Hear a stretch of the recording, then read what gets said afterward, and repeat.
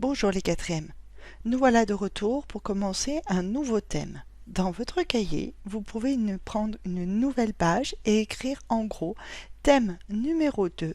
Nous allons parler du vivant et de son évolution. C'est le dernier thème que nous allons aborder cette année. Dans ce thème, nous allons pouvoir voir deux chapitres. Et ces deux chapitres sont le chapitre 1, nutrition et organisation fonctionnelle. Le chapitre 2 parlera de la diversité et de la génétique. Alors, à la suite du titre du thème, je vous demande d'écrire le titre du nouveau chapitre que nous allons commencer aujourd'hui. Chapitre numéro 1, nutrition et organisation fonctionnelle. Nutrition, c'est ce qui compose tout ce qui est élément nutritif, tout ce qui est besoin, les besoins aussi bien chez les animaux que chez les plantes. Comment se passe la circulation de ces besoins dans notre corps, dans le corps des plantes, enfin dans le corps des animaux et des plantes, et nous allons parler de l'organisation de tous ces organes qui permet donc cette fonction.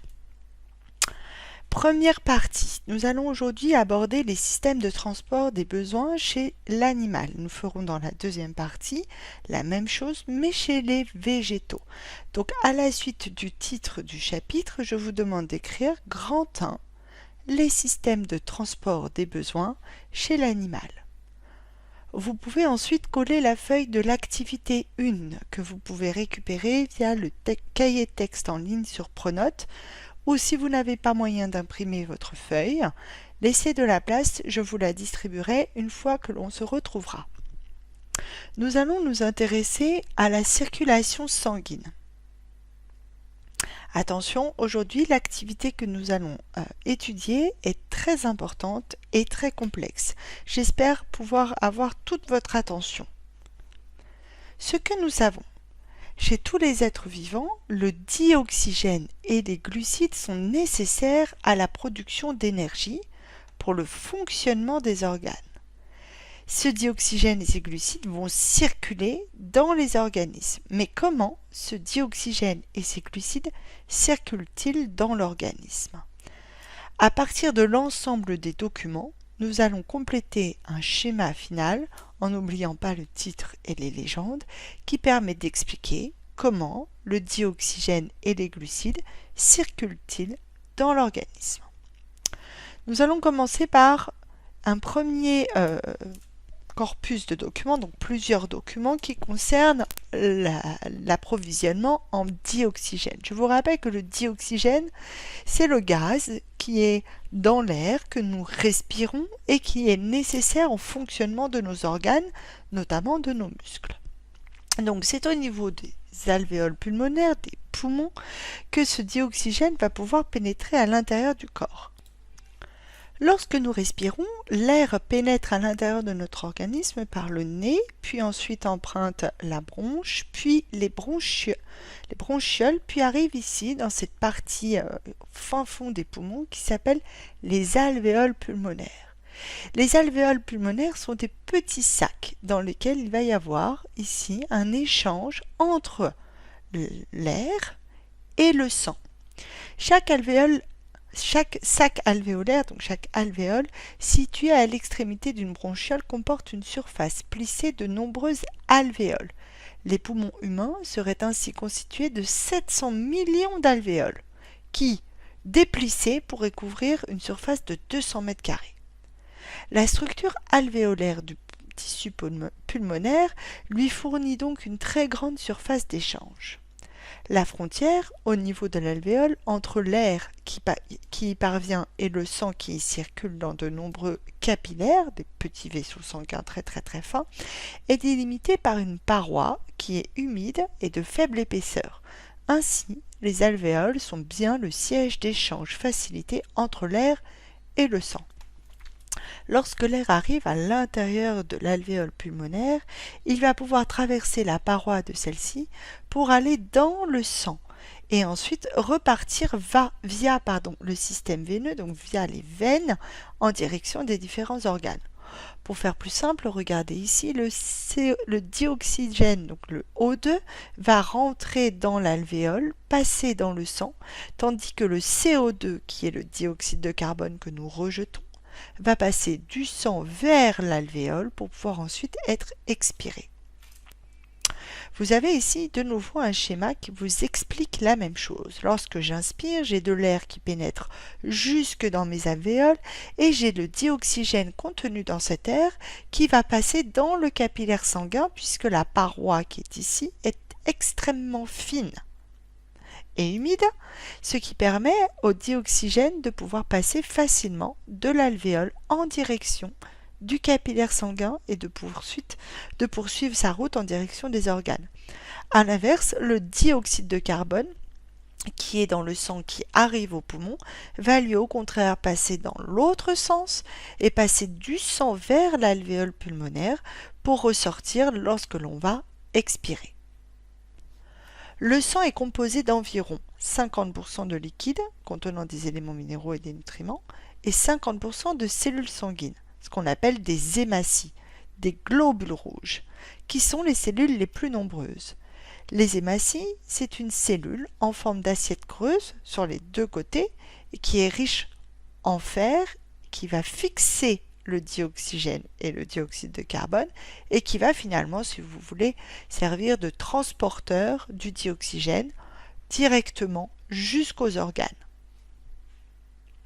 Passons cette fois-ci à un petit rappel que nous avons vu l'année dernière en classe de 5e. L'absorption intestinale.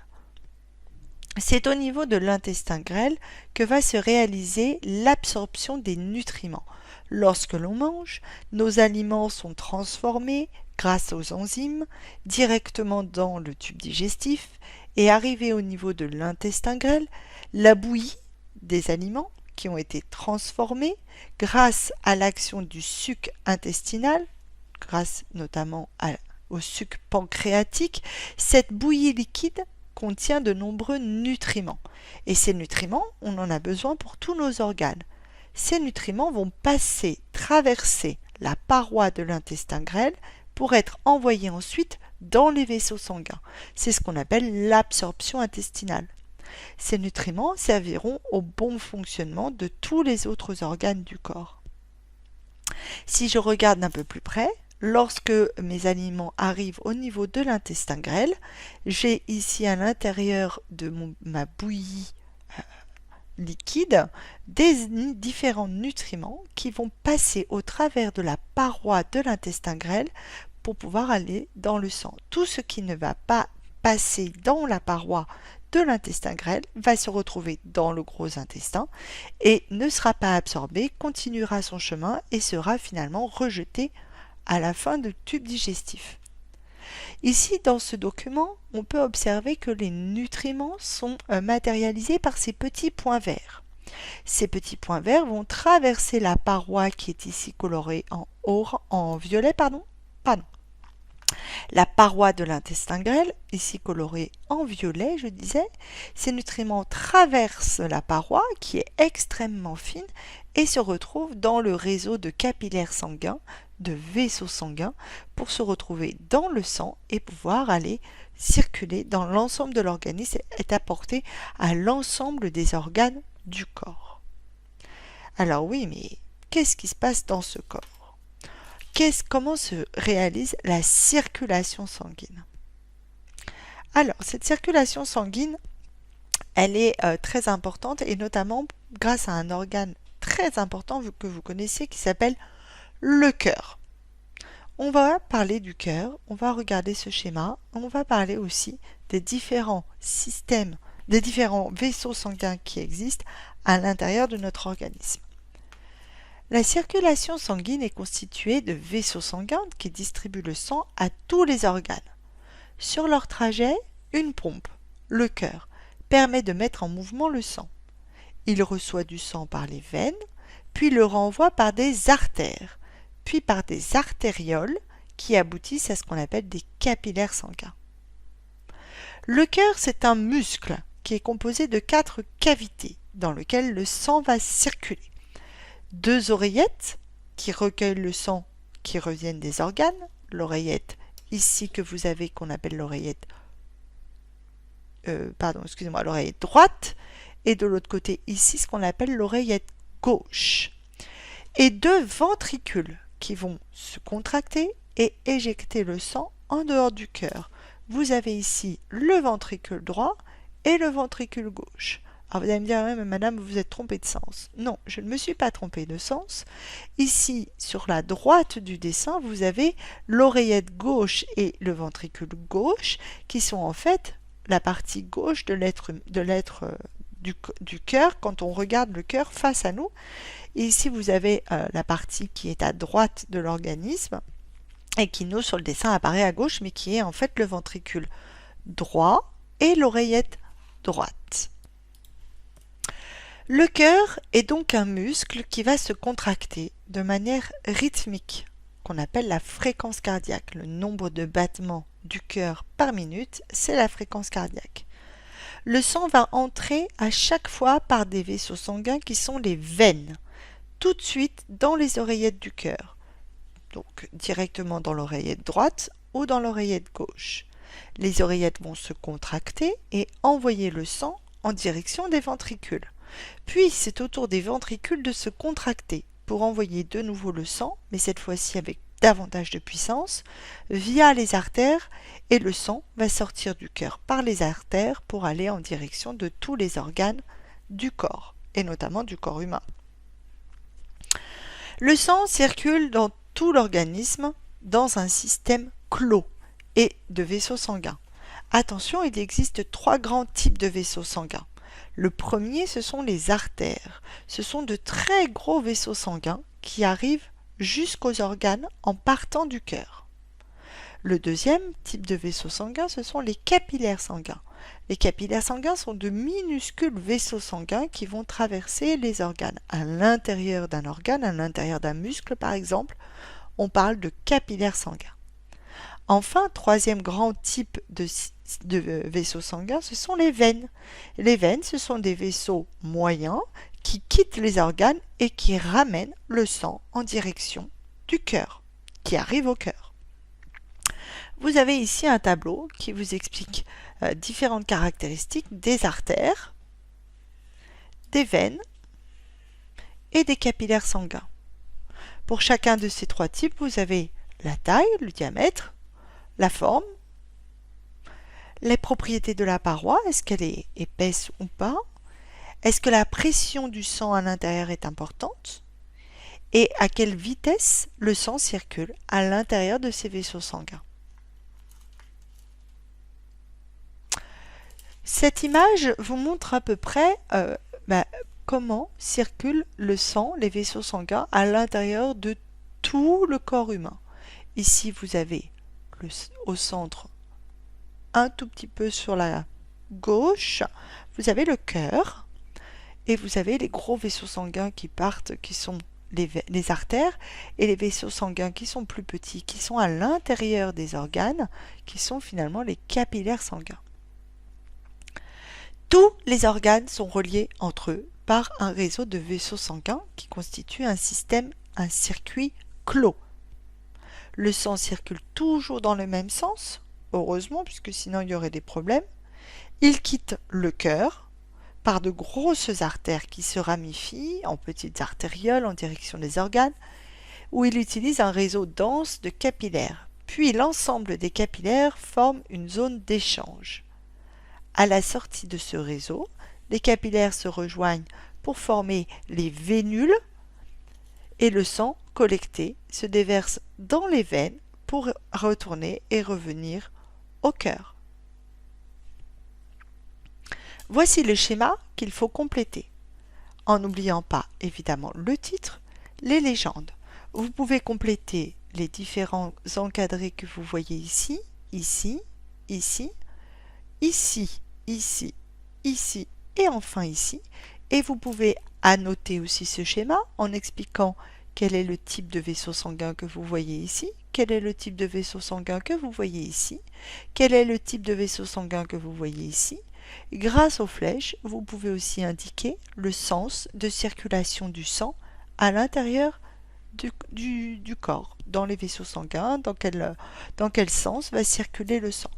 Je vous laisse quelques minutes pour compléter ce schéma. À vous de jouer. Passons à la correction. Alors, vous avez évidemment reconnu ce premier organe qui est ici en haut, qui est les poumons, cet organe ici au centre qui est le cœur, et cet organe ici qui est l'intestin grêle. On peut donc compléter en mettant ici le mot poumon, le mot cœur et le mot intestin grêle.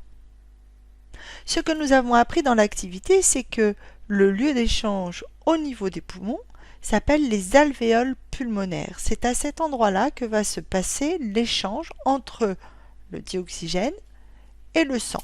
Au niveau de l'intestin grêle, le lieu d'échange, ce sont les vésicules de la paroi intestinale. On peut donc compléter en mettant ici alvéoles pulmonaires et en mettant ici paroi intestinale.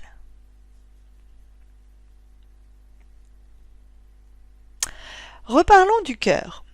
Le cœur, nous avons appris qu'il était doté de différentes cavités et qu'il y avait des vaisseaux sanguins qui entraient dans le cœur alors que d'autres sortaient du cœur. On peut donc annoter notre schéma du cœur en rajoutant oreillette gauche pour cette partie-là, ventricule gauche pour cette partie-là, ventricule droit pour cette partie-là et l'oreillette droite pour cette partie-là. Attention, les dessins qui sont à gauche sont en fait le ventricule et l'oreillette droite, alors que les dessins qui sont à droite sont l'oreillette gauche et le ventricule gauche. C'est inversé puisque vous avez sur le dessin ce qu'il y a dans la réalité. Ce qui va sortir des vaisseaux sanguins, ce sont des artères, alors que ce qui va sortir du cœur, ce sont des artères, alors que les vaisseaux sanguins qui arrivent au cœur sont des veines. Et vous avez appris, grâce à l'activité, que les vaisseaux sanguins qui sont à l'intérieur des organes sont les capillaires sanguins. On peut donc rajouter, légender les différents types de vaisseaux sanguins. Nous avons tout en haut dans les poumons de nombreux capillaires sanguins, puis nous avons un vaisseau qui ramène le sang en direction du cœur. Ce vaisseau sanguin qui arrive au cœur est donc une veine, elle s'appelle la veine pulmonaire, puis arrivé au cœur, le sang va repartir par un autre vaisseau sanguin qui est cette fois-ci une artère, elle s'appelle l'artère aorte. L'artère aorte va donner du sang en direction des organes, notamment de l'intestin grêle, via différents petits vaisseaux sanguins minuscules qui sont là encore des capillaires sanguins, puis le sang va retourner en direction de quoi? Eh bien du cœur, et ce vaisseau sanguin qui arrive au cœur est une veine, elle s'appelle la veine cave, puis enfin on va avoir le sang qui circule dans le cœur et repartir en direction des poumons, via enfin un autre vaisseau qui est de nouveau une artère qui s'appelle l'artère pulmonaire. On peut indiquer par des flèches